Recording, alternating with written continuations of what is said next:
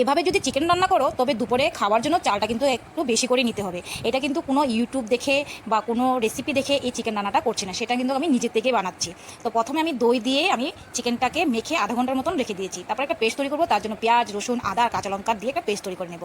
তারপর আধা ঘন্টার পর মেখে রাখা চিকেন, দইয়ের সাথে মেখে রাখা চিকেনের মধ্যে আমি দিয়ে দিলাম জিরে, ধনে, কাশ্মীর লঙ্কার গুঁড়ো, হলুদ, তারপর দিয়ে দিলাম স্বাদ মতন লবণ।